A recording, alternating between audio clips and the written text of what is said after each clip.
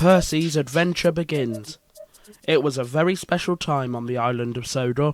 It was the 70th anniversary of the first book written about the Fat Controller's Railway. A news reporter was interviewing all of the engines for a special television programme. Eventually, the reporter spoke to Percy. Percy was surprised to be asked about his past. He didn't think anyone would be interested in his story.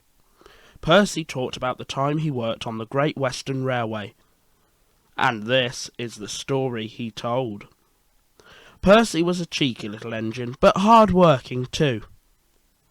"I can't keep giving you chances," said the railway manager sternly after Percy biffed the trucks too hard for the third time in a week. "I'm sorry, sir," replied Percy. "I promised to try harder." The next day Percy was sent to work with Adam, who was a rather tricky tender engine. Percy was very cheeky to Adam, so the big engine decided to teach Percy a lesson. Later that day, Adam put his plan into action. "Percy, can you deliver this line of trucks to the factory at the other end of the line?" sniggered Adam. Percy had been told to stay in the yard, but he thought it would be an ideal opportunity to impress the manager, and agreed to take the trucks. Percy couldn't know that the trucks were some of the most troublesome on the entire railway. Percy puffed away with his line of trucks, full of confidence. However, he soon came to a hill, and the trucks began to push him. "Stop! Stop!" cried Percy. But the trucks took no notice. Percy approached the factory, but he couldn't stop. He crashed right through the factory and came out of the other side. Percy knew he would be in trouble now. The manager was not at all happy. "I have given you enough chances," he told Percy.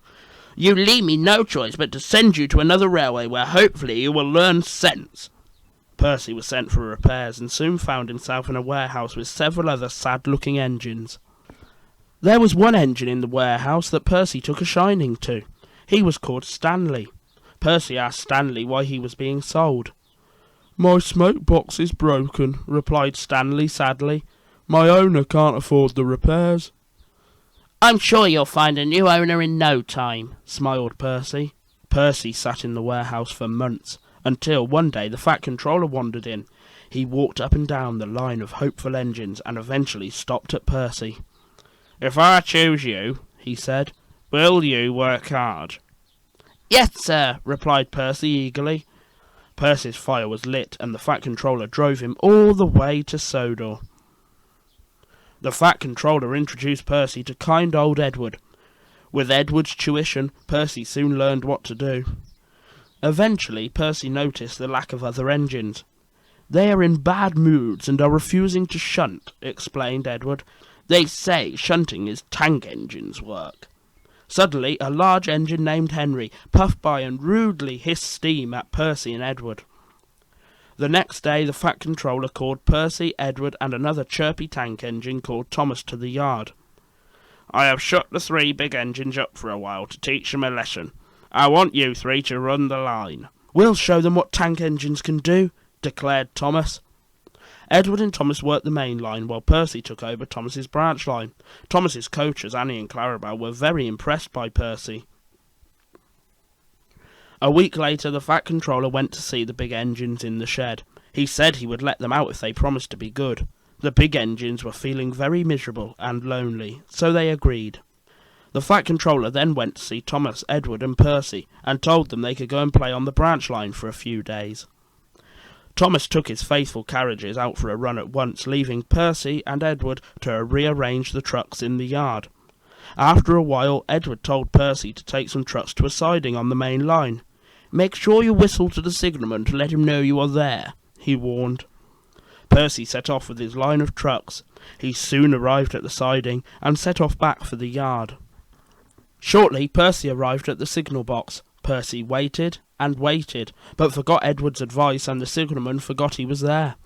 Presently, Percy saw something that made his wheels wobble with fear. Gordon was rushing straight towards him with the express. Luckily, Gordon was able to stop just in time, but Percy began to reverse all on his own. He couldn't stop. Percy went straight up Gordon's hill, where he passed James. "What's the rush, Percy?" called James. "I can't stop," wailed Percy. "I will have to keep running until my wheels wear out." Luckily, the signalman further up the line had been informed about runaway Percy and kindly set the points to a siding. Percy was too exhausted now to care where he went. He jerked onto the siding and ended up bunker deep in a big bank of earth. "Never mind, Percy," said the signalman kindly. "You will have a drink and some coal, and then you'll feel better." Presently, Gordon arrived and soon pulled Percy out of the bank of earth.